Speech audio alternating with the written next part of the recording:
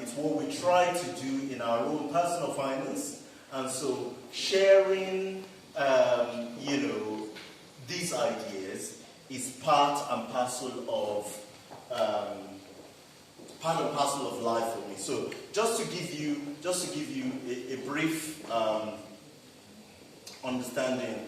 So one of the greatest blessings of my life and career is working in finance.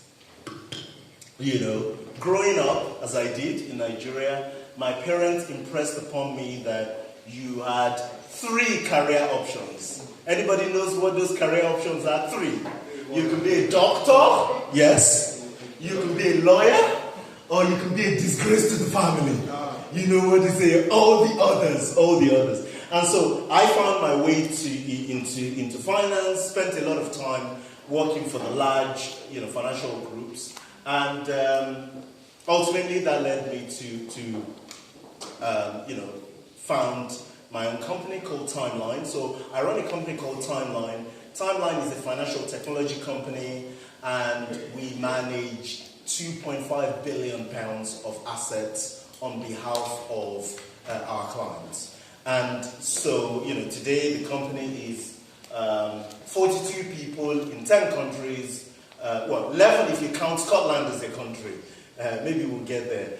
But one of the beautiful things that has been a big part of my career is actually seeing people's personal finance from the inside out. So just to give you an example, we have a technology platform that financial advisors in this country use to create financial plans for their clients, and ultimately we help them manage their clients' investments. So I'll give you a high level before we go on.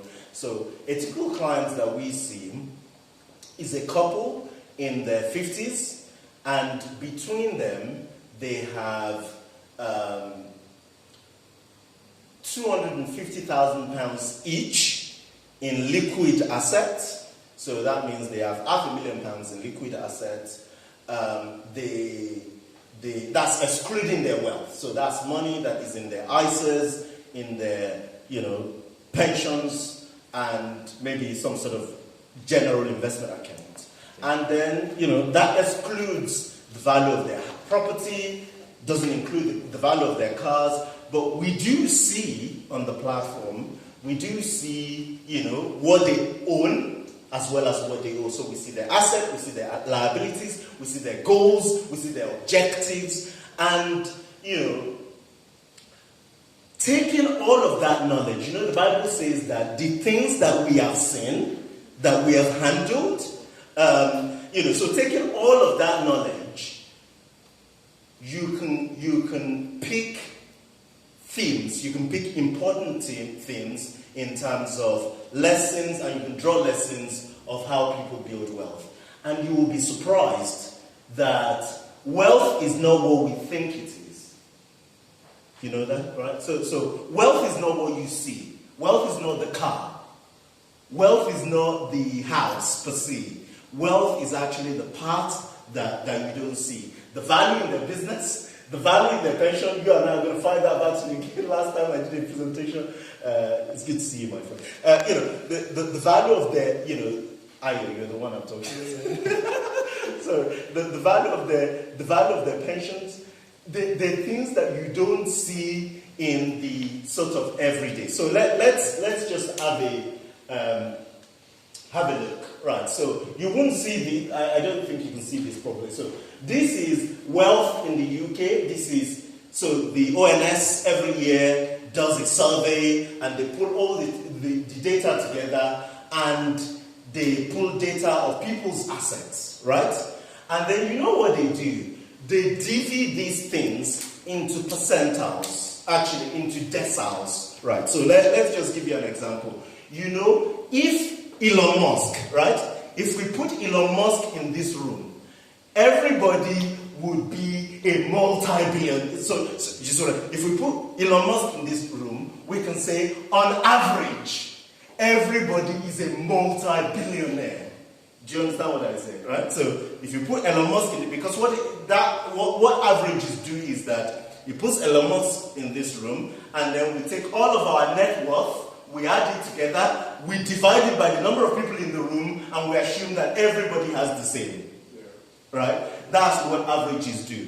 That's not what the ONS does. What they do is they divide people into deciles. So they say, assuming we have 100 people in this room, let's have a look at the top 10 people, and let's look at their average wealth. And then we look at the next decile, right? The next 10 people, we look at their wealth. We look at the next decile, right? So what you're looking at, I know it's very blurry and you can't see it, is basically looking at the blue bars. So this top one that you can see here is the top 1%, right? So if you put 100 people in the room, right, you assume the whole country is 100 people, then you take the top 1%, the richest person out of that 100, right? And then you say, what is the size of their wealth? And they define wealth into 4 categories. So you have financial assets, and this is net financial assets. So you say that it's the money in their bank account,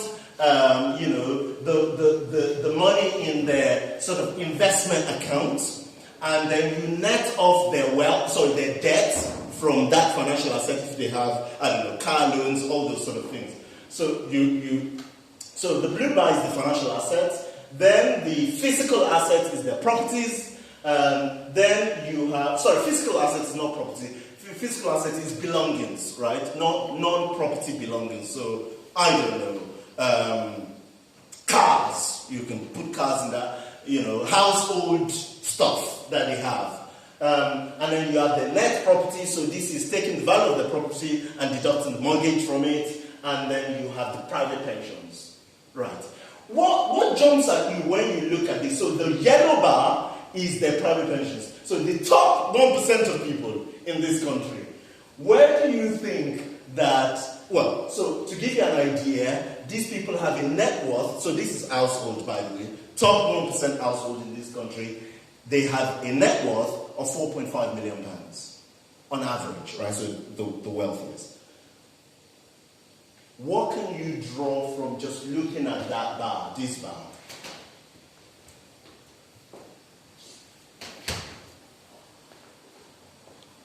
Most of the assets is in pension. Yes, the yellow one is bigger, isn't it? The yellow one is bigger, right? Do you know why? You wonder why? I think you mentioned it's pension. Yeah, but why? I'm not sure. Saving for future. Future saving, because when they retire, there's no income coming in, so they save for the That's good. Yeah, that's true. Yes. What else? That's true. Right? That's totally true. That's the wealth they can pass on. That is the wealth that they can pass. Oh, but they can pass on any wealth. You're heading in the right direction. They can pass on any wealth. But what's unique about that particular type of wealth? It's the untouchable one. Not untouchable. Untouchable for who? The government tax man. Taxes! Taxes! Right? So, sorry, I'm shouting here. Right. Now, a couple of things. Just what can we learn from the wealthy? They have a lot of financial assets, right? So they have about £700,000 of cash, bank accounts, investment, we call them general investment accounts, ISAs, stocks and shares ISAs. They have a lot, right? Relative to others. What is the value of their physical assets? Not much relative to their wealth. Right? Then the value of their property is pretty significant, actually about 1.5 million net, right? Net. And then they have £2.5 million each, as a household in pensions. One of the reasons for that is that when you contribute into pensions, it's tax exempt, right? So you don't pay taxes when it goes in. But also when it comes out, then you pay. Within the pension wrapper, the investment grows tax-free, right? So there's no tax deducted on the returns that the asset is making. I'm jumping my presentation, by the way. And then ultimately, when you take it out, it's taxed as income on the other end. But you know what? When you pass it on to the next generation, it's not taxed. And what has the government just recently done? You know, it used to be that they say each person, you're allowed to save about 1.2 million into pensions before you get really taxed aggressively, right? So there's this thing they called lifetime allowance, which is the maximum amount of money that you're allowed to save in pension before you start paying extra taxes, right?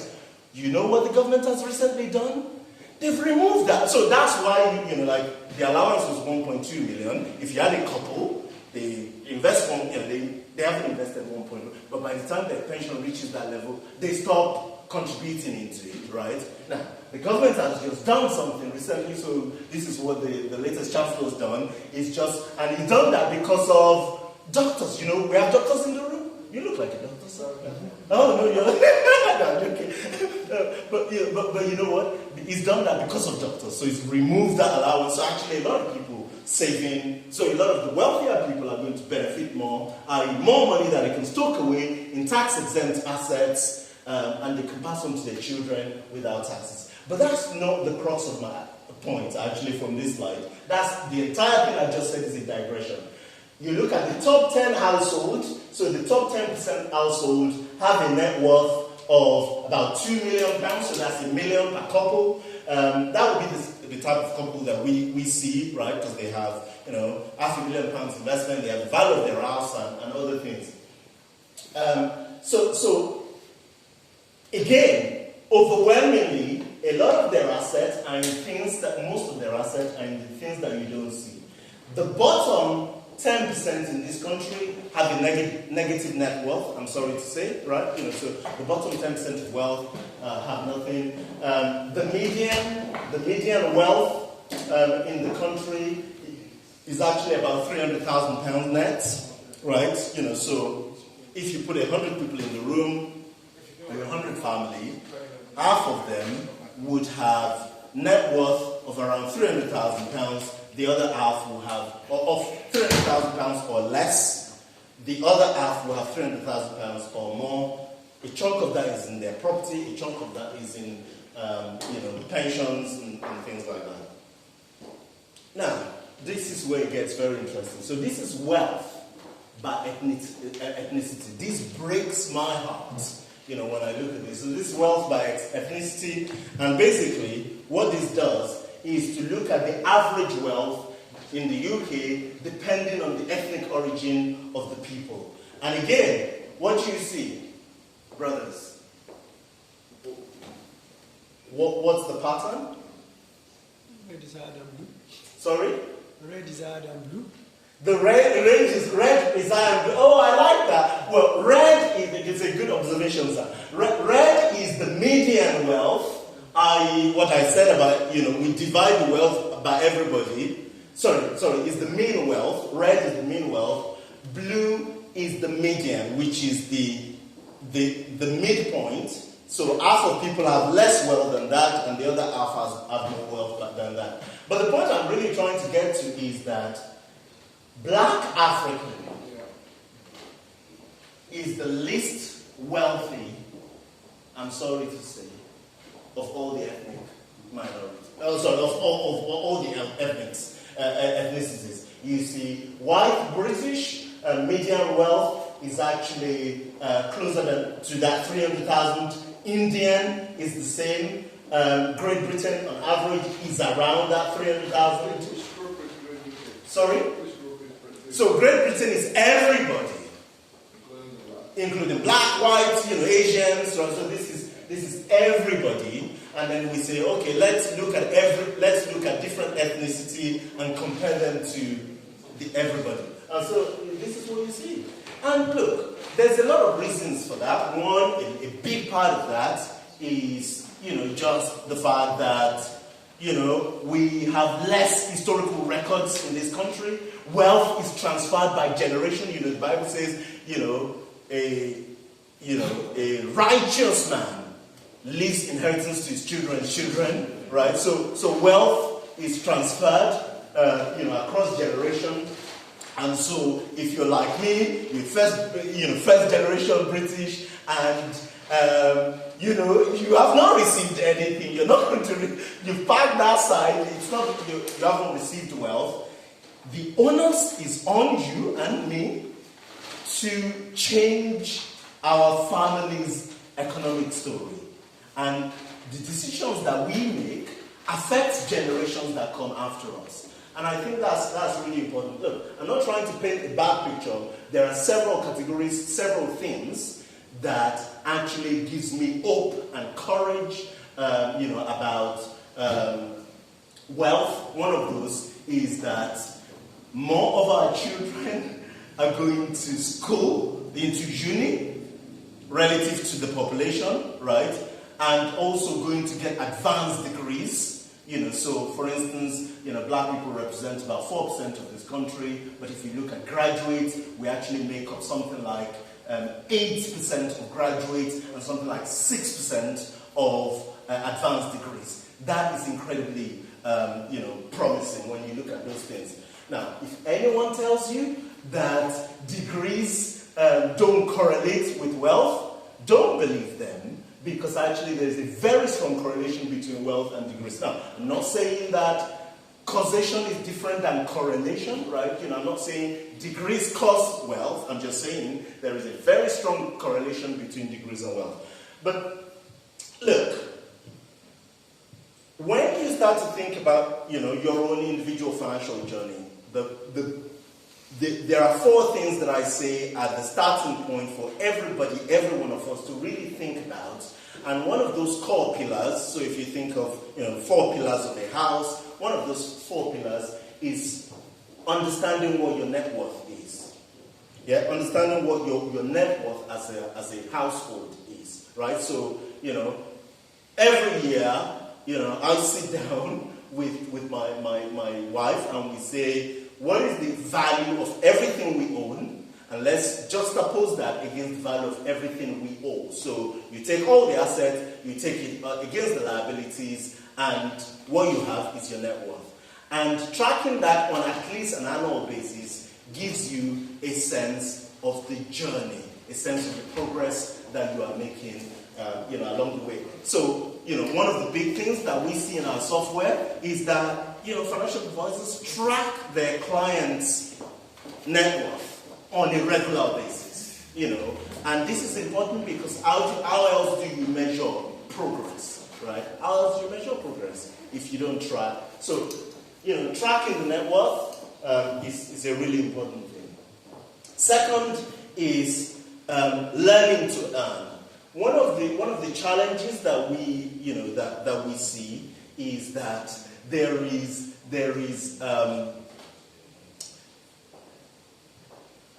a lot of default in the way that most of us live our lives. What do I mean by that? In the way that we earn income.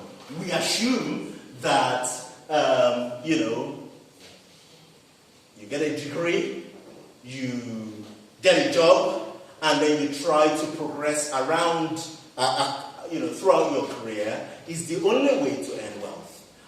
So I'm talking about earned income, is the only way to earn income.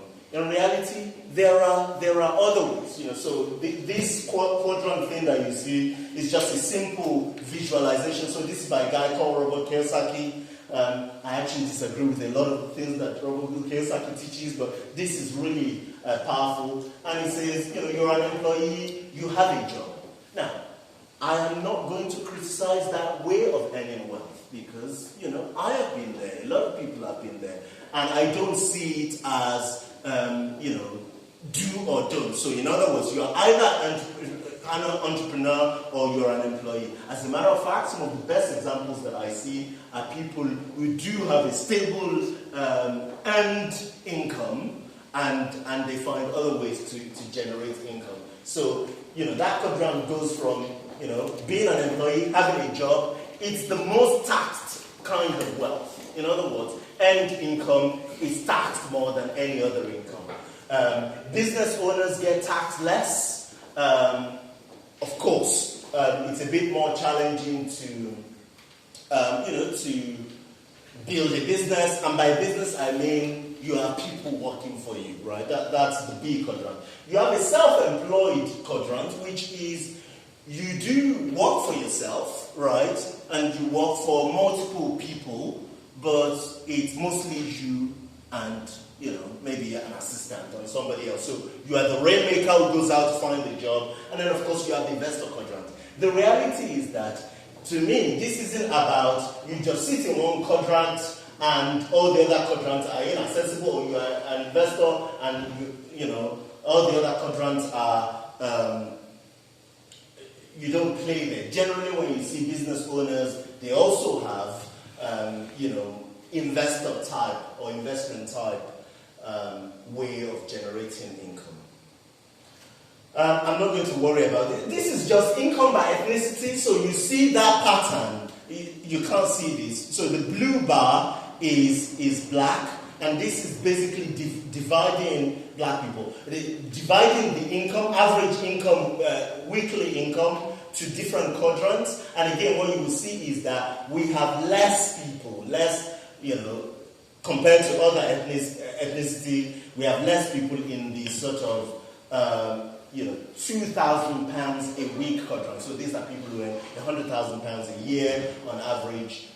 So that I'm just trying to buttress the fact that a big part of building wealth is actually thinking very clearly about how to increase your income. The third pillar of those four is budgeting, right? A lot of people struggle with this because there is a perception that a budget is a bad thing. It's constraining, but in reality, a budget is just simply a way to give instruction to your money. So a guy called Dave Ramsey says a budget is telling your money where to go rather than wondering where it's going. So again, we see this on our technology platform. One of the important things that financial advisors do for their clients is to really dig into their budget, right? So on our software, we see on a monthly basis, we see what people are spending their money on. And I think that's really important because a lot of people think that, I get to a level of wealth where I don't have to think about budgets. I don't have to think. Now, certainly you don't have to worry about it, but most people that we see in that top 10% of wealth tend to